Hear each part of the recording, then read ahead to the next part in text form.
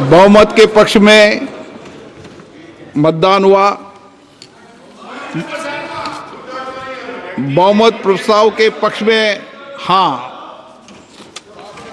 माननीय मंत्री जी, अब विधेयक को पुनः स्थापित करें। జమిలీ బిల్లు ప్రవేశపెట్టడానికి లోక్సభ ఆమోదం తెలిపింది। ఈ బిల్ కి అనుకూలంగా 269 ఓట్లు పోలయ్యాయి। బిల్ కి వ్యతిరేకంగా 190 ఓట్లు పోలయ్యాయి। ఇక లోక్సభ ఇవాళ మధ్యాహ్నం 3 గంటల వరకు వాయిదా పడింది।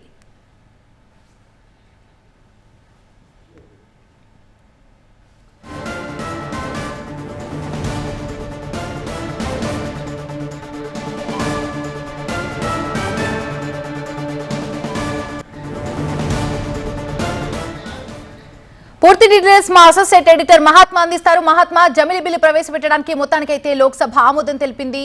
ఇవాళ మధ్యాహ్నం వరకు వాయిదా కూడా పడింది। దీనికి సంబంధించి పూర్తి అప్డేట్స్ ఏంటి మహాత్మా?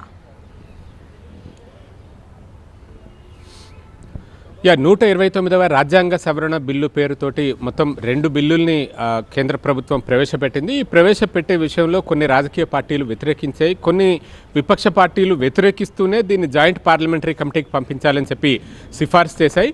సో ఈ పరిస్థితుల్లో దీని మీద స్వల్ప చర్చ కూడా జరిగిందని చెప్పుకోవచ్చు। ఒక్కొక్క రాజకీయ పార్టీ ఎందుకు వ్యతిరేకిస్తున్నాము, ఇందులో ఇది రాజ్యాంగ విరుద్ధంగా ఉంది, రాజ్యాంగ మౌలిక స్ఫూర్తికి విరుద్ధంగా ఉంది అంటూ విపక్ష పార్టీల్లో కొంతమంది పేర్కొంటే, ఎన్నికల సంఘానికి రాష్ట్రపతికి విస్తృత అపరిమిత అధికారాలను కట్టబెట్టేలాగా ఇందులో రాజ్యాంగ సవరణలు ఉన్నాయి।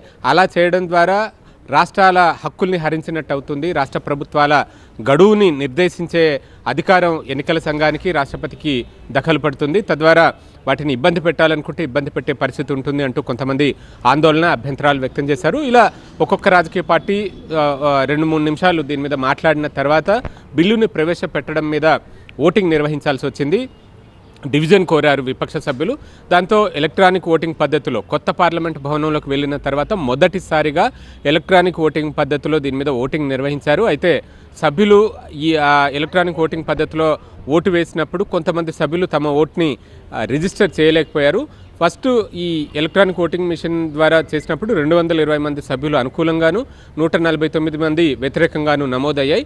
కానీ సభలో ఇంకా అంతకంటే ఎక్కువ మంది సభ్యులు ఉన్నారు, వారి ఓటు అందులో నమోదు కాలేదు। దాంతో వారి దగ్గర నుంచి స్లిప్స్ తీసుకుని స్లిప్ ద్వారా ఓట్ని కౌంట్ చేసుకుంటూ వెళ్ళారు। అలా మొత్తంగా ఒక ఫైనల్ టాలీ చూసుకుంటే ఈ బిల్లుని సభలో ప్రవేశపెట్టడానికి అనుకూలంగా 269 మంది, వ్యతిరేకిస్తూ 198 మంది తమ ఓటుని వేశారు। దాంతో 129వ రాజ్యాంగ సవరణ బిల్లు లోక్సభలో ప్రవేశపెట్టడానికి ఆమోదం లభించినట్లయింది, సభ ఆమోదం లభించినట్లయింది। ఇక అనంతరం వెంటనే స్పీకర్ సభను మధ్యాహ్నం 3 గంటల కంటే లంచ్ విరామం కోసం మధ్యాహ్నం 3 గంటల వరకు సభను వాయిదా వేశారు।